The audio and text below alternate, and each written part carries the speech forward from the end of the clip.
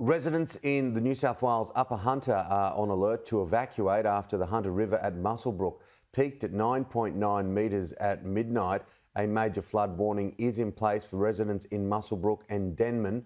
Floodwaters in the region, combined with large inflows from the Goulburn River and Wybong Creek, are expected to cause moderate to major flooding at Singleton and Maitland this afternoon and into tomorrow. The Hunter River at Aberdeen peaked at 8.3 metres around 10 p.m. and levels are now falling. The Hunter River at Denman is expected to reach its peak near 8.6 metres this morning. Authorities are asking residents to avoid flooded roads and waterways. The SES has received 1,675 calls for assistance in the past 24 hours. The majority of calls were from residents in worst affected areas of the New South Wales Central West in Parks and Wagga Wagga. Minor flooding is expected in the Murrumbidgee and Tumut rivers today.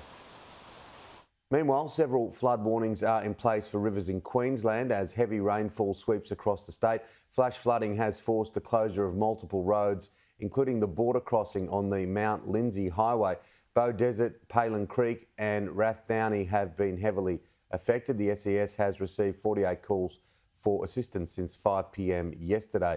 2 rescue operations were conducted overnight, one in Tingura, where 2 vehicles were trapped in fast-moving floodwaters. The other was a large operation to rescue 2 campers from an island in the Logan River in Barney View. The Bureau has issued moderate flood warnings for the Ballon River and Condamine River and the Lower McIntyre River.